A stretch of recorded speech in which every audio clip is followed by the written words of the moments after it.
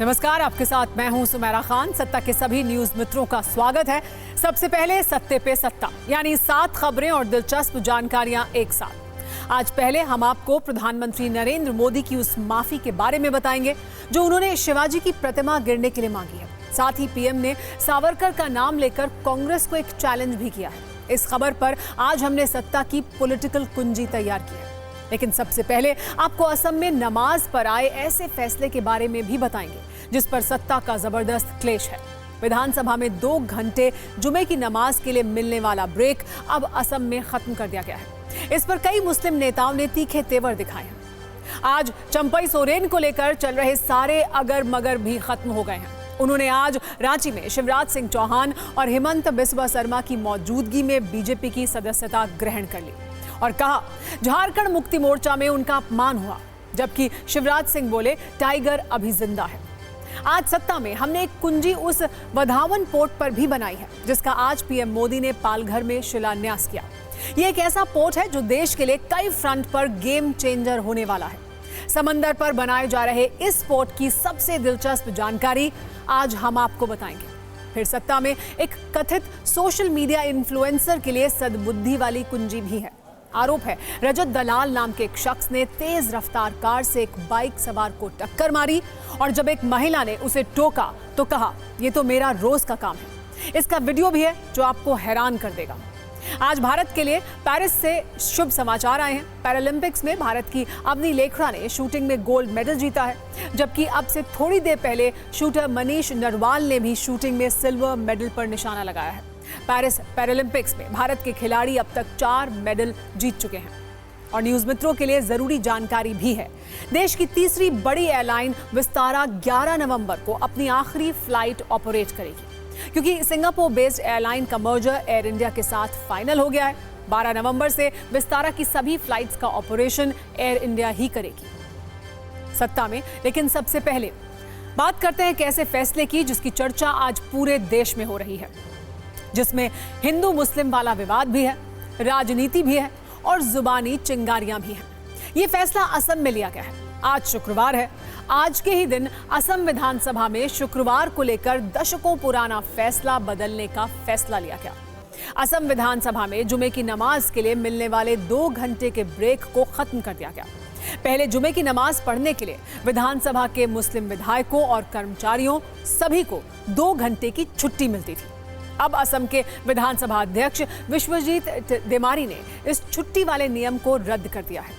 मतलब ये कि अब किसी भी शुक्रवार को किसी भी मुस्लिम विधायक या कर्मचारी को छुट्टी नहीं मिलेगी। इस फैसले के आने के बाद जंगल की आग की तरह ये खबर पूरे देश में फैल गई। विधानसभा अध्यक्ष ने पुराने नियम को रद्द करने को लेकर तर्क ये दिया कि अब विधानसभा में प्रोडक्टिविटी बढ़ेगी। शुक्रवार के दिन भी आम दिनों की तरह विधानसभा की कार्रवाई चलेगी। असम के मुख्यमंत्री हिमंत बिस्वा शर्मा ने भी इस फैसले के लिए विधानसभा अध्यक्ष का आभार जताया है। साथ ही उन्होंने कहा है कि इस फैसले के जरिए औपनिवेशिक बोझ के एक और निशान को हटा दिया गया है। आप सिर्फ 120 सेकंड में देखिए कैसे असम में एक फैसले पर राजनीतिक चिंगारियां भड़क रही हैं।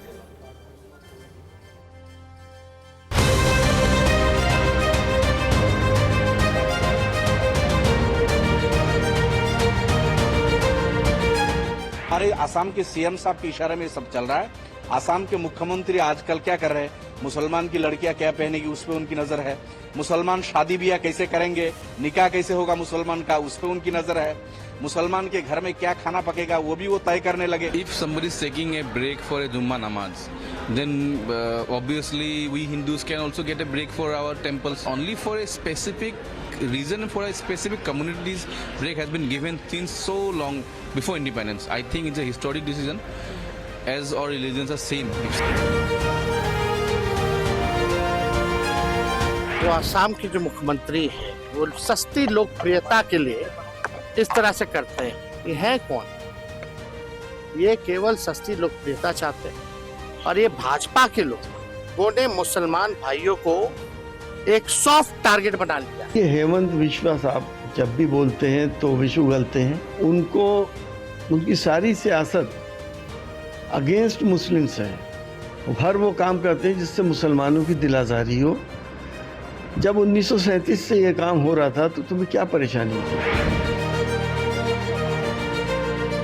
इससे घटिया क्या राजनीति हो सकती है कि नमाज जैसी इबादत के लिए जो 1937 से वक्त मिलता आया था 2 घंटे के लिए, आज उसको बंद करने की बात कर रहे हैं। नमाज, पूजा, ये तो ऐसी चीज़ है, इसके लिए तो और टाइम देना चाहिए, ना कि उस टाइम में कटौती करें आप।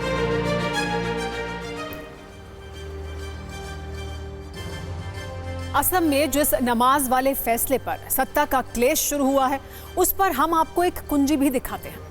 शुक्रवार को जुमे की नमाज पर ब्रेक की ये प्रथा वर्ष 1937 से चल रही थी। मुस्लिम लीग के सैयद मोहम्मद सादुल्ला ने इस नियम की शुरुआत की थी और इसका दावा सीएम हेमंत ने अपनी पोस्ट में भी किया है। तब शुक्रवार को जुमे की नमाज के लिए 2 घंटे का ब्रेक दिया जाता था और नमाज के लिए ये छुट्टी दोपहर 12 बजे से लेकर दोपहर 2 बजे तक होती थी। ये नियम 87 वर्षों से चला रहा था और असम विधानसभा में काम करने वाले हर मुस्लिम कर्मचारी को भी इसका लाभ मिलता था। लेकिन विधानसभा अध्यक्ष के एक फैसले से अब ये नियम असम में अतीत बन गया है। वैसे पिछले कुछ दिनों से असम में जो कुछ हो रहा है, हेमंत सरकार जिस तरह से बड़े फैसले ले रही है, उससे सवाल उठ रहा है कि क्या सीएम हेमंत बिस्वा शर्मा का एजेंडा क्लियर है। एक दिन पहले ही असम विधानसभा में मुस्लिम विवाह और तलाक पर विधेयक पारित किया गया है, जिसके अनुसार मुस्लिम शादियों और तलाक का सरकारी पंजीकरण अनिवार्य कर दिया गया है और अब काजी निकाह और तलाक का रजिस्ट्रेशन नहीं करा सकेंगे। इसके अलावा मुख्यमंत्री हेमंत ने यह भी संकेत दिया है कि वो जल्द बहु विवाह पर रोक लगाने की तैयारी कर रहे हैं। कुछ दिन पहले ही असम में बदलती डेमोग्राफी पर उन्होंने मियां भूमि का नाम लेकर श्वेत पत्र लाने का भी ऐलान किया है। साथ ही हेमंत कई बार राज्य में बढ़ती मुस्लिम आबादी को लेकर अपनी चिंता जाहिर कर चुके हैं, जबकि इससे पहले लव जिहाद और हिंदू मुस्लिम के बीच लैंड ट्रांसफर को लेकर भी असम सरकार ने बड़े फैसले लिए हैं। ये सारे वो फैसले हैं जिनमें बहुत चिंगारियां हैं और सत्ता का क्लेश है। सत्ता में इसके बाद अब बात प्रधानमंत्री नरेंद्र मोदी के 1 दिवसीय महाराष्ट्र दौरे की करते हैं, जिसमें सत्ता की राजनीति और विकास की राजनीति दोनों का अच्छा खासा मिक्सचर है। महाराष्ट्र में पीएम मोदी के 2 कार्यक्रम थे। पहला कार्यक्रम मुंबई में ग्लोबल फिनटेक फेस्ट को संबोधित करने का था। दूसरा कार्यक्रम पालघर में भारत के सबसे बड़े पोर्ट वधावान पोर्ट का शिलान्यास करना था। फिनटेक फेस्ट में तो पीएम मोदी ने सरकार के विजन की बात की, लेकिन विकास की राजनीति और सत्ता की राजनीति वाला बयान पालघर से आया। दरअसल सिंधु दुर्ग में लगी छत्रपति शिवाजी महाराज की मूर्ति पिछले दिनों तेज हवा में गिर गई थी, जिसके खिलाफ विपक्ष आज प्रदर्शन कर रहा था। पीएम मोदी इस घटना के बाद पहली बार महाराष्ट्र में थे और इसी मौके पर उन्होंने अपने ही बयान से 2 राजनीतिक समीकरण एक साथ साध लिए।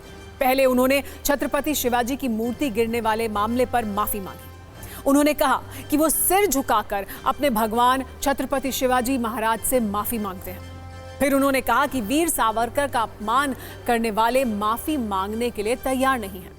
यानी एक ही बयान से पीएम मोदी ने पहले छत्रपति शिवाजी की मूर्ति गिरने से नाराज लोगों को मनाने की कोशिश की, दूसरी तरफ कांग्रेस और शिवसेना को वीर सावरकर के मुद्दे पर बैकफुट पर ला दिया।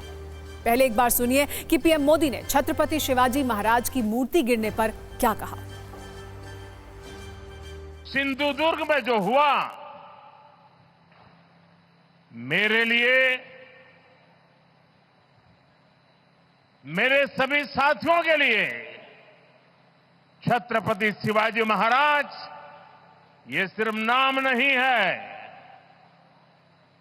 हमारे लिए छत्रपति शिवाजी महाराज ये सिर्फ राजा महाराजा राजपुरुष मात्र नहीं है। हमारे लिए छत्रपति शिवाजी महाराज आराध्य देव है। और मैं आज सर झुका करके मेरे आराध्य देव छत्रपति शिवाजी महाराज की उनके चरणों में मस्तक रख के माफी मांगता हूं। जो लोग छत्रपति शिवाजी महाराज को अपने आराध्य देव मानते हैं, उनके दिल को जो गहरी चोट पहुंची है, उनकी भी सर झुका करके क्षमा मांगता हूं।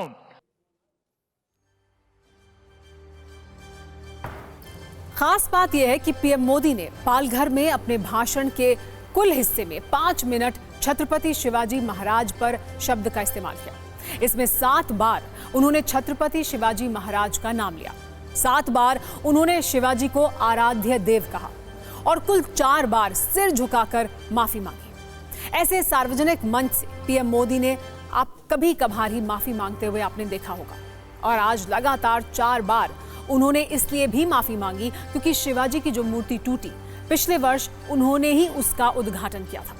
हालांकि इसके निर्माण में केंद्र सरकार की कोई भूमिका थी नहीं, लेकिन इस मूर्ति के टूटने के बाद सबसे ज्यादा राजनीतिक हमले पीएम मोदी पर ही हुए हैं, और आज जब उन्होंने माफी मांगी है तो भी उन पर ही हमले हो रहे हैं।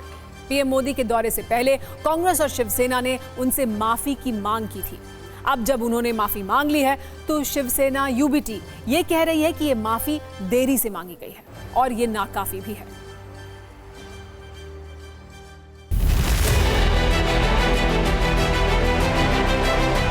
छत्रपति शिवाजी महाराज केवल महाराष्ट्र के आराध्य नहीं, संपूर्ण भारत के आराध्य देव। आज अगर उनकी मूर्ति में किसी प्रकार का भ्रष्टाचार पाया जा रहा है, उनकी मूर्ति खंडित हो रही है, उसमें लापरवाही की गई है, तो सिर्फ माफी से तो काम नहीं चलने वाला। प्रधानमंत्री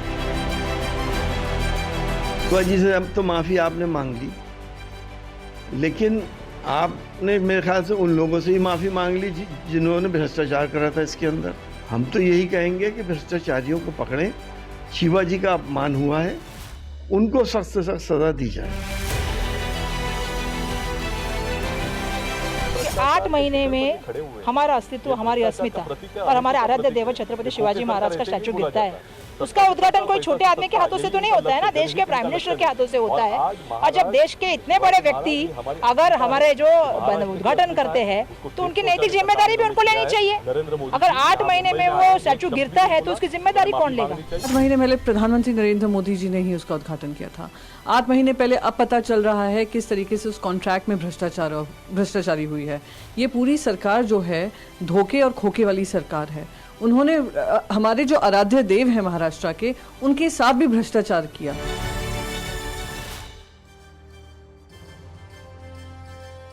पीएम मोदी ने छत्रपति शिवाजी महाराज की मूर्ति टूटने पर माफी तो मांगी ही, साथ ही वीर सावरकर के मुद्दे पर कांग्रेस और शिवसेना यूबीटी को घेरा भी। पीएम मोदी ने कहा कि महाराष्ट्र में कुछ लोग वीर सावरकर का अपमान कर रहे हैं, वो इसके लिए माफी मांगने को तैयार भी नहीं है, वो अदालत में इसके लिए लड़ रहे हैं। हमारे संस्कार अलग है, हम वो लोग नहीं हैं जो आए दिन भारत मां के महान सपूत, इसी धरती के लाल वीर सावरकर को अनाप शनाप गालियां देते रहते हैं, अपमानित करते रहते हैं, देशभक्तों की भावनाओं को कुचलते हैं। उसके बावजूद भी वीर सावरकर को गालियां देने के बावजूद भी माफी मांगने को जो तैयार नहीं है, अदालतों में जाकर के लड़ाई लड़ने को तैयार है, लेकिन इतने बड़े महान सपूत का अपमान करके जिनको पश्चाताप नहीं होता है, महाराष्ट्र की जनता उनके संस्कार को अब जान ले। और नजरिया 9 क्या है? महाराष्ट्र में अगले 1-2 महीने में चुनाव होंगे। छत्रपति शिवाजी महाराज की मूर्ति का टूटना महाराष्ट्र के लोगों के लिए एक भावनात्मक मुद्दा बन सकता है। हो सकता है पीएम मोदी ने इसीलिए न सिर्फ माफी मांगी, बल्कि वीर सावरकर वाला मुद्दा उठाकर एक नया सियासी कार्ड भी सामने रख दिया। अब बात न्यू इंडिया के इंफ्रास्ट्रक्चर वाली सत्ता की, जिसमें आज उस सेक्टर की हम बात करेंगे जिसके बारे में आमतौर पर लोग बात भी नहीं करते हैं, और शायद 99% लोगों ने उस इंफ्रास्ट्रक्चर को कभी करीब से देखा भी नहीं होगा।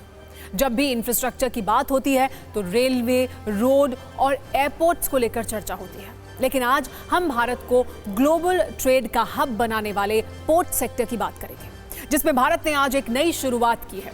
महाराष्ट्र के पालघर में वधावन समुद्री तट के किनारे भारत एक पोर्ट बना रहा है, जिसे वधावन पोर्ट का नाम दिया गया है। ये भारत का सबसे ज्यादा कंटेनर क्षमता वाला पोर्ट है। प्रधानमंत्री नरेंद्र मोदी ने आज पालघर में 76,220 करोड़ रुपए की लागत से बनाए जा रहे इस पोर्ट की आधारशिला रखी।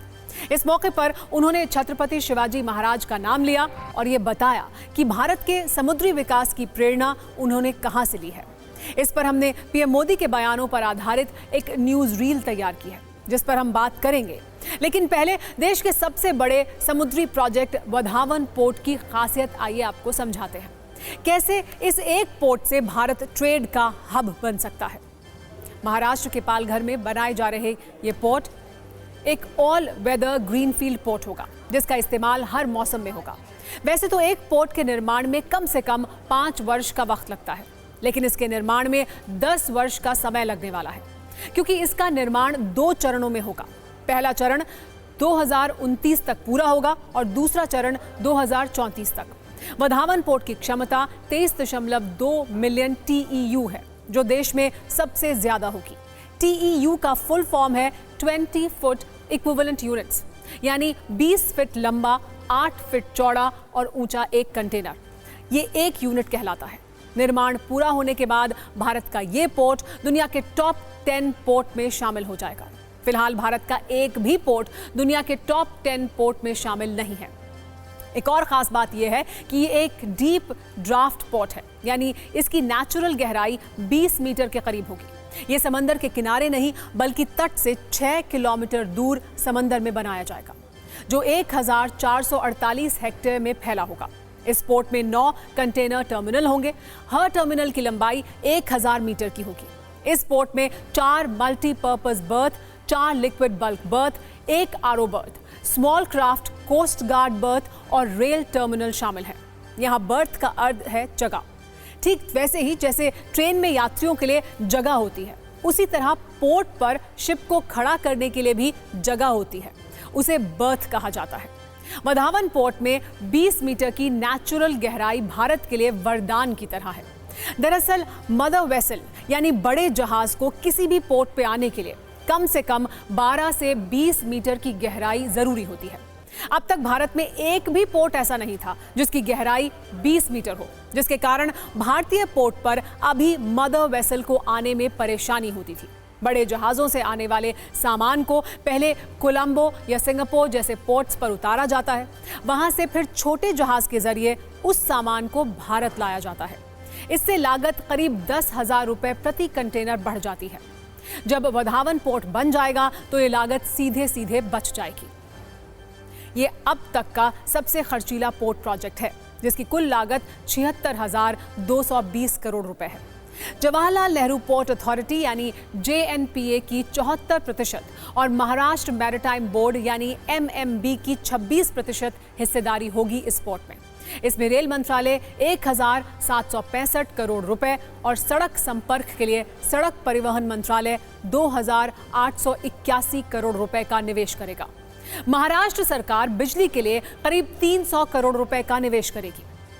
खास बात यह है कि इस पोर्ट के बनने से कम 12 लाख लोगों को सीधे रोजगार मिलेगा। इसके अलावा पोर्ट के आसपास रियल एस्टेट सेक्टर, वेयरहाउस और सर्विस सेक्टर का भी विकास होगा, जिससे रोजगार के बड़े अवसर पैदा होंगे। कनेक्टिविटी के हिसाब से इस पोर्ट की लोकेशन भी बहुत अच्छी मानी जा रही है। इस पोर्ट से सिर्फ 12 किलोमीटर की दूरी पर WDFC यानी वेस्टर्न डेडिकेटेड फ्रेट कॉरिडोर है। नेशनल हाईवे से इसकी दूरी सिर्फ 35 किलोमीटर है और मुंबई वडोदरा एक्सप्रेसवे से सिर्फ 22 किलोमीटर। इन बातों के अलावा भी वधावन पोर्ट की कई खासियत हैं, लेकिन इससे पहले कि ये समझिए कि आज इस पोर्ट के शिलान्यास के मौके पर पीएम मोदी ने क्या क्या कहा है।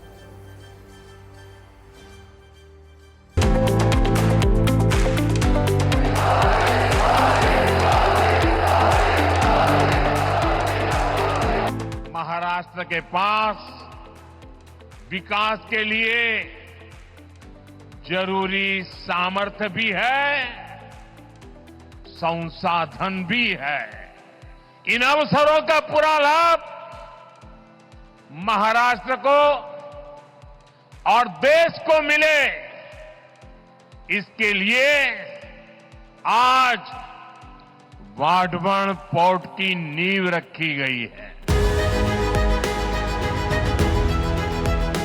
छत्रपति शिवाजी महाराज, उन्होंने समुद्री व्यापार को, समुद्री शक्ति को एक नई ऊंचाई दी थी।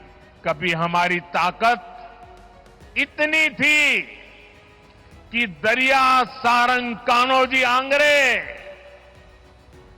पूरी ईस्ट इंडिया कंपनी पर भारी पड़े थे।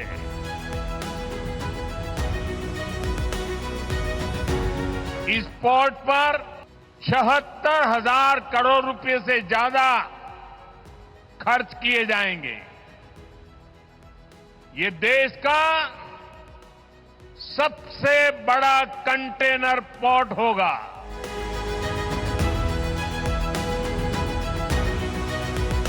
इस क्षेत्र की पहचान अब तक प्राचीन किलों यानी फोर्ट से होती थी। अब इस क्षेत्र की पहचान आधुनिक पोर्ट से भी हुआ करेगी। नया भारत अपने गौरव को पहचानता है। गुलामी की बेड़ियों के हर निशान को पीछे छोड़ते हुए नया भारत समुद्री इंफ्रास्ट्रक्चर में मिल के नए पत्थर लगा रहा है। भारत माता की।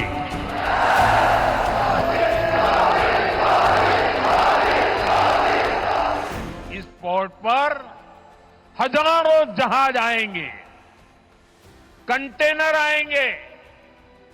इस पूरे क्षेत्र की आर्थिक तस्वीर बदल जाएगी। लेकिन ये दुर्भाग्य है कि महाराष्ट्र विरोधी दलों ने आपके विकास पर, आपकी भलाई पर हमेशा ब्रेक लगाने की कोशिश की।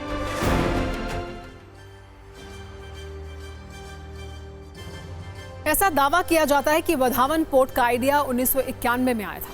1997 में पहली बार महाराष्ट्र सरकार ने पर्यावरण संरक्षण को पोर्ट निर्माण का प्रस्ताव सौंपा, लेकिन एक ही वर्ष के बाद 1998 में इसे खारिज कर दिया गया। 2016 में फिर से पोर्ट निर्माण की दिशा में काम शुरू हुआ। 2020 में केंद्रीय कैबिनेट ने वधावन पोर्ट के निर्माण पर सैद्धांतिक मंजूरी दी, जिसके बाद डीपीआर यानी डिटेल्ड प्रोजेक्ट रिपोर्ट तैयार की गई। फिर पिछले दिनों कैबिनेट ने इसके बजट को मंजूरी दी और आज इस पोर्ट की आधारशिला रखी गई है।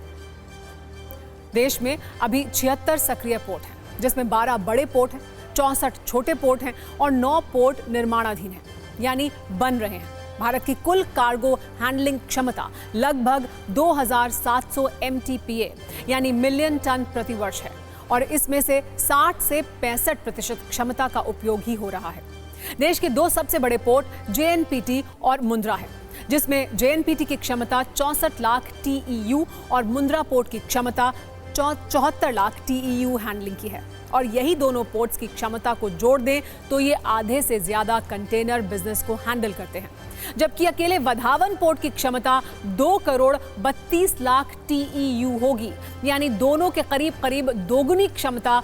TEU तकनीकी शब्द है, इसलिए यहां आपको एक बार फिर याद दिला देते हैं कि TEU का full form 20 foot equivalent units होता है, यानी 20 फीट लंबा, 8 फीट चौड़ा और ऊंचा एक कंटेनर 1 यूनिट कहलाता है। वैसे JNPT और मुंद्रा दोनों पोर्ट अगले 5 वर्षों में फुल कैपेसिटी पर आ जाएंगे। फिर भारत को आयात निर्यात में परेशानी शुरू हो सकती है। इसी को ध्यान में रखते हुए वधावन पोर्ट का निर्माण अब किया जा रहा है। यहाँ एक बात समझने की जरूरत है कि एक पोर्ट कैसे किसी देश को ट्रेड हब बना सकता है। चीन दुनिया का सबसे ज्यादा एक्सपोर्ट करने वाला देश है। चीन ने 2023 में दुनिया में 3.38 लाख करोड़ अमेरिकी डॉलर का निर्यात किया, जबकि भारत ने सिर्फ 778 अरब अमेरिकी डॉलर का निर्यात किया। ऐसा सिर्फ इसलिए नहीं क्योंकि चीन ने ज्यादा सामान बनाया, इसका एक बड़ा कारण चीन के प्रोडक्ट पोर्ट्स भी हैं। दुनिया के टॉप 15 पोर्ट्स में से 7 पोर्ट अकेले चीन के हैं, जबकि भारत का एक भी नहीं है। चीन के पोर्ट 25 करोड़ TEU और भारत के पोर्ट 2 करोड़ TEU हैंडल करते हैं, यानी भारत चीन से बहुत पीछे है। लेकिन वधावन पोर्ट के बनने से यह अंतर थोड़ा कम होगा और भारत का यह पोर्ट दुनिया के टॉप 10 पोर्ट में शामिल हो जाएगा। सत्ता में अब बात करते हैं हिंदुस्तान के खिलाफ उस साजिश की भी जिसका प्रायोजक पाकिस्तान है, जिसका डायरेक्टर पाकिस्तान की खुफिया एजेंसी ISI है, जिसके काम करने का तरीका खूंखार आतंकी संगठन ISIS वाला है। और सबसे हैरान करने वाली बात, पाकिस्तान ने इस साजिश का मोहरा भारत के एक मोस्ट वांटेड को बनाया है। नाम है फरतुल्ला गौरी। सही सुना आपने, वही आतंकी फरतुल्ला गौरी जिसने आज से 22 वर्ष पहले गुजरात के अक्षरधाम मंदिर पर आतंकी हमला करवाया था।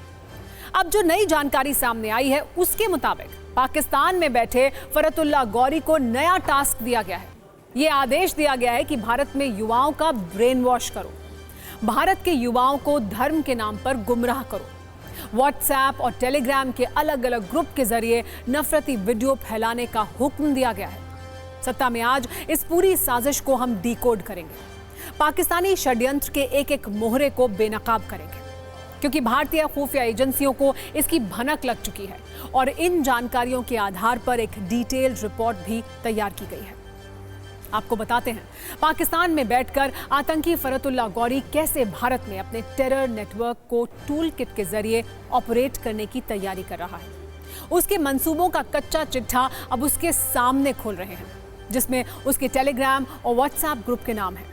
वो सभी लिंक हैं जिनके जरिए नफरती वीडियो के प्रचार की साजिश है। जिस तरह किसी कंपनी का टारगेट होता है, उसमें कर्मचारी होते हैं, उसी तरह ISI के इशारे पर ऑपरेशन अल हिंद के नाम से एक ऑनलाइन कंपनी जैसा स्ट्रक्चर बनाया गया है। इसमें भारत के युवाओं को ब्रेन वॉश करने वाला सेल मौजूद है। लगभग 13 लिंक और 13 सोशल मीडिया ग्रुप के जरिए दुष्प्रचार किया जाता है। ISIS के टेलीग्राम ग्रुप और व्हाट्सएप ग्रुप से युवाओं को जोड़ा जाता है, नौजवानों का ब्रेन वॉश किया जाता है, इन्हें जिहादी और मुजाहिद बनाया जाता है, भारत के खिलाफ झूठे प्रचार के लिए युवाओं को फंसाया जाता है। दुष्प्रचार वाले वीडियो ISIS के खास टेलीग्राम ग्रुप में डाले जाते हैं। एक ग्रुप में लगभग 1200 से 1300 लोग होते हैं। कुछ ग्रुप की बात करें तो इनके नाम हैं दोयम दरगाह Hindu real terrorist, Hindu love trap, Bhagwa love trap, counter currency polarisation petrol. इसमें नौजवानों को जिहाद करने के लिए उकसाया जाता है। दिमाग में नफरत भरने के बाद उसे दूसरे ग्रुप से भी जोड़ा जाता है। नौजवानों को हथियार उठाने के लिए भी उकसाया जाता है। 13 ऐसे लिंक हैं जिनकी पूरी डिटेल हमारे पास है, लेकिन हम आतंकियों को किसी भी कीमत पर प्लेटफॉर्म नहीं देना चाहते हैं, ना ही ऐसी साजिश का कोई भी मंच हम देना चाहते हैं। लेकिन देश हित में पाकिस्तान समर्थित इस एंटी इंडिया षड्यंत्र का पर्दाफाश जरूरी है। ऐसे में हम आपको इस साजिश के एक मोहरे के बारे में बता रहे हैं।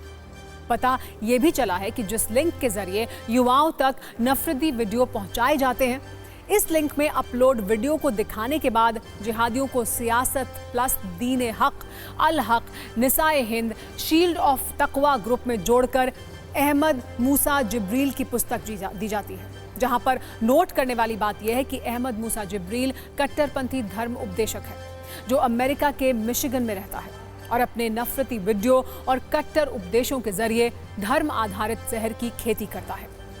खुलासे के अनुसार एक सामान्य युवा को आतंकी बनाने के लिए कई श्रेणियां बनाई जाती हैं। पहले उन्हें गुमराह किया जाता है, फिर दिमाग में नफरत भरने के बाद उसे मुजाहिद बनाया जाता है। मुजाहिद का अर्थ है विद्यार्थियों से युद्ध करने वाला, जिहाद करने वाला। आपको अब स्टेज 2 के मुजाहिद वाले ग्रुप के कुछ नाम बताते हैं।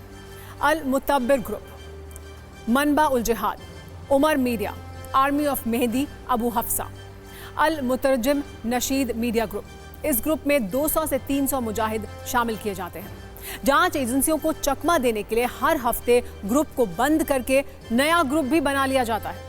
मुजाहिद बनाने के बाद स्टेज 3 वाली ट्रेनिंग दी जाती है, जिसे मुजाहिदीन कहा जाता है, जिसके लिए भी अलग ग्रुप होते हैं, जैसे lone warrior, Nasir Hind, green birds, Al Muhajir, Wilayah Hind. ऐसे ग्रुप में शामिल कर आतंक की ट्रेनिंग दी जाती है। जिसमें हथियार चलाने से लेकर बम बनाने तक की ट्रेनिंग शामिल होती है। इस ग्रुप में एक बार में 100 से 200 मुजाहिदीन शामिल होते हैं।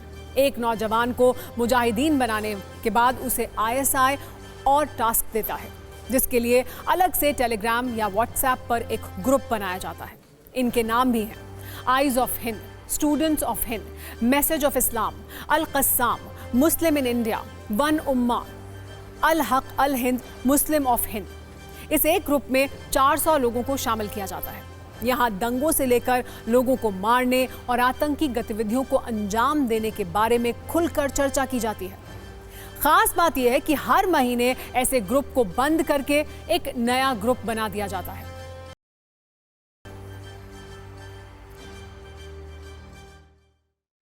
फर्जुल्लाह गौरी और उसके दामाद ने मिलकर टेलीग्राम के ऊपर एक आईडी बनाई है जिसका नाम है रॉकमैन, और इस आईडी में और इस टेलीग्राम चैनल के अंदर ये अपने रिक्रूट्स को शामिल करते हैं और शामिल करने के बाद उनको ग्रीड के थ्रू या आइडियोलॉजी के थ्रू उनको नई नई बातें बताई जाती हैं और सपने दिखाए जाते हैं कि आप अगर railway line, petrol line, ration line, एक सप्लाई चेन को बाधित कर देंगे तो फिर हिंदुस्तान के अंदर इंस्टेबिलिटी होगी और इंशाअल्लाह इस देश में बहुत जल्दी हम सत्ता के ऊपर काबिज हो जाएंगे। सत्ता में अब बात करते हैं केंद्रीय मंत्री गिरिराज सिंह के उस बयान की जिसमें राजनीतिक आग भड़काने वाला इशारा है। गिरिराज सिंह ने कहा है कि देश में हो रहे ट्रेन हादसों के पीछे एक खास वर्ग है। हालांकि उन्होंने किसी का नाम नहीं लिया, लेकिन राजनीतिक बयानबाजी के लिए इतना कहना ही काफी था।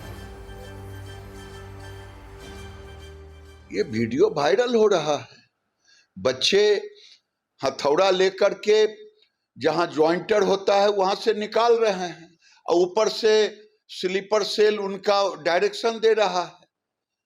भारत में इधर जितने डिरेल्ड हुए और ये खास समुदाय के मुसलमान ही थे। तो गिरिराज सिंह का आपने बयान सुना। गिरिराज सिंह, ओहो, तो सत्ता में आज का टाइम खत्म हो गया है। सभी न्यूज मित्रों से हमारी न्यूज रिक्वेस्ट है कि वो सत्ता की न्यूज रील्स को ज्यादा से ज्यादा शेयर करें और मुझे दें इजाजत।